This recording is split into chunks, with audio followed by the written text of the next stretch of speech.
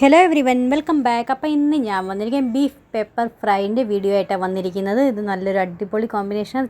ചപ്പാത്തി, പുൽക്ക, പറാഠ അല്ലെങ്കിൽ നോർമൽ റൈസിൻ്റെ കൂടെ ആണെങ്കിലും നല്ല അടിപൊളിയാണ് കേട്ടോ. നിങ്ങൾ തീർച്ചയായിട്ടും ട്രൈ ചെയ്ത് നോക്കണേ. അപ്പോൾ ഏറ്റവും അധികം 1 കിലോ ബീഫ് എടുത്തിട്ടുണ്ട്. ഇതിനകത്ത് ഞാനാണെങ്കിൽ കുറച്ച് വിനാഗിരിയും കുറച്ച് ഉപ്പും ഇട്ടിട്ടാണെങ്കിൽ ഒരു അരമണിക്കൂറത്തേക്ക് ഇളക്കി വെച്ചിട്ടുണ്ടായിരുന്നു കേട്ടോ. അതിന് ശേഷം നന്നായിട്ട് അതിൻ്റെ ബ്ലഡൊക്കെ പോയി വരുന്നവരെ നമുക്ക് നന്നായിട്ട് ക്ലീൻ ചെയ്യണം.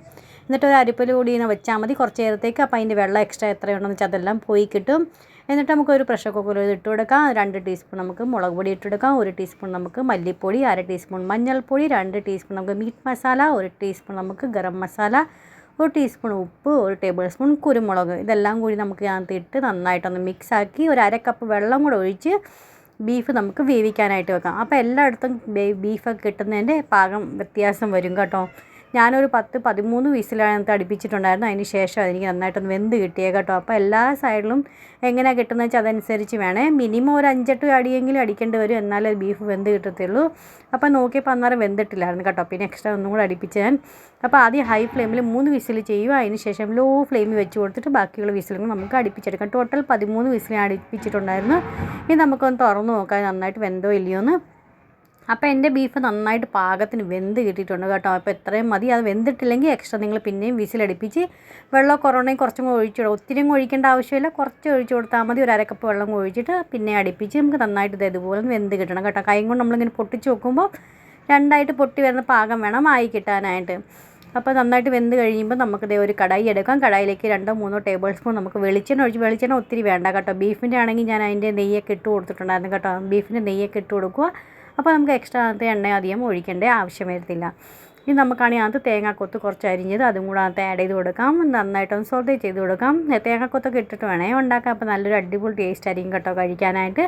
പിന്നെ 2 കുടം വെളുത്തുള്ളി മുഴുവനായിട്ട് നമുക്ക് കിട്ടത്തില്ല, 2 എണ്ണം. അങ്ങനത്തെ 2 എണ്ണം പൊളിച്ച് ചതച്ച് എടുത്തിട്ടുണ്ട്. 2 ഇഞ്ച് കഷ്ണം ഇഞ്ചിയും കൂടെ ഒന്ന് ചതച്ച് എടുത്തതായിരുന്നു കേട്ടോ. അതും ഇട്ട് കൊടുത്തിട്ടുണ്ട്. ഒരു 3-4 പച്ചമുളക് നടുകെ കീറി അതും കൂടെ അതിനകത്ത് ഇട്ട് കൊടുക്കാം. നന്നായിട്ടൊന്ന് സോട്ടേ ചെയ്ത് കൊടുക്കാം. അതിനുശേഷം 2 സവാള നീളനെ അരിഞ്ഞ് അതും ഇട്ട് കൊടുക്കുന്നുണ്ട്. ഇതും ഇട്ട് നന്നായിട്ട് നമുക്കൊന്ന് മിക്സാക്കി കൊടുക്കാം. അതിന് ശേഷം ഞാൻ അതിനകത്താണെങ്കിൽ 150 ഗ്രാം ചെറിയ ഉള്ളി ഇട്ട് കൊടുക്കുന്നുണ്ട്. അഥവാ നിങ്ങളുടെ ഈ ചെറിയ ഉള്ളി ഇല്ലെന്നുണ്ടെങ്കിൽ അതിൻ്റെ പകരം ഒരു സവാളയും കൂടെ എക്സ്ട്രാ അതിനകത്ത് ആഡ് ചെയ്ത് കൊടുത്താൽ മതി കേട്ടോ. ഒരു നിർബന്ധമില്ല, ഇടണമെന്ന് ഇല്ലെങ്കിൽ സ്കിപ്പ് ചെയ്യാവുന്നേ ഉള്ളൂ. അപ്പോൾ അതിനകത്ത് കുറച്ച് ഉപ്പ്, നമ്മൾ ബീഫിനകത്ത് ഉപ്പ് ഇട്ടിട്ടുണ്ടല്ലോ, അപ്പോൾ നമുക്ക് കുറച്ചിരി ഉപ്പ് ഇട്ട് കൊടുത്താൽ മതി. ലാസ്റ്റ് നമുക്ക് ഉപ്പ് കുറവാണെങ്കിൽ നമുക്ക് എക്സ്ട്രാ അതിനകത്ത് ആഡ് ചെയ്ത് കൊടുക്കാം കേട്ടോ. അതിയായിക്കഴിഞ്ഞാൽ നമുക്കൊന്നും ചെയ്യാൻ പറ്റത്തില്ല. അതുകൊണ്ട് കുറേശ്ശേ വേണേ ഉപ്പ് ഇട്ട് കൊടുക്കാനായിട്ട്. പിന്നെ കുറച്ച് കറിവേപ്പിലയും ഇട്ട് കൊടുക്കാം. നന്നായിട്ട് ഇതൊന്ന് ഒന്ന് ചെറുതായിട്ടൊന്ന് വെള്ളമൊക്കെ വറ്റി വരുമ്പോൾ അതായത് നമ്മൾ ചെറിയ ഉള്ളി അരിഞ്ഞത് അതും അതിനകത്ത് ആഡ് ചെയ്ത് കൊടുക്കാം. നന്നായിട്ട് ഇതൊന്ന് മിക്സാക്കി കൊടുത്തുകൊണ്ടിരിക്കുക. നന്നായിട്ട് ഒരു ബ്രൗണിഷ് കളറായി വരുന്നവർ ഹൈ ഫ്ലെയിമിൽ വെച്ച് കൊടുത്താൽ മതി. നമ്മളെപ്പോഴും സവാള ഇട്ടാണെങ്കിൽ ലോ ഫ്ലെയിമിൽ ചെയ്യാൻ പാടില്ല കേട്ടോ. നമ്മൾ അതിനകത്ത് നിന്ന് വെള്ളമൊക്കെ ഇറങ്ങി വരുവാണെങ്കിൽ പിന്നെ ഒത്തിരി സമയം പിടിക്കും സവാള വഴണ്ട് കിട്ടാനായിട്ട്.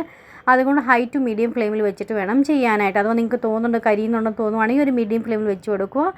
എന്നിട്ട് നമുക്ക് നന്നായിട്ടൊന്ന് വഴറ്റിട്ട് ഈ പാകമായി കഴിയുമ്പോൾ 2 ടീസ്പൂൺ നമുക്ക് മുളക് പൊടി ഇട്ട് കൊടുക്കാം, 1 ടീസ്പൂൺ നമുക്ക് മല്ലിപ്പൊടി ഇട്ട് കൊടുക്കാം, ഒരു 1/2 ടീസ്പൂൺ നമുക്കാണെങ്കിൽ കായപ്പൊടി ഇട്ട് കൊടുക്കാം. ഇതെല്ലാം കൂടി നന്നായിട്ടൊന്ന് വഴറ്റിയിട്ട് കായപ്പൊടിയൊക്കെ ഇട്ടൊന്ന് ഉണ്ടാക്കി നോക്കണേ. നല്ല അടിപൊളി ടേസ്റ്റ് ആയിരിക്കും കേട്ടോ. ഇത് ട്രൈ ചെയ്തിട്ടില്ലെങ്കിൽ ഒന്ന് ട്രൈ ചെയ്യാൻ പറ്റിയതാണ്. അപ്പോൾ അതേ നന്നായിട്ടൊന്ന് വഴണ്ട് വന്ന് കഴിയുമ്പം ഈ നമ്മൾ ബീഫൊക്കെ വേവിച്ച് വെച്ചേക്കുന്നില്ല, അത് നമുക്ക് അതിനകത്തോട്ടൊന്ന് തട്ടിക്കൊടുക്കാം, ഇട്ട് കൊടുക്കാം അത്.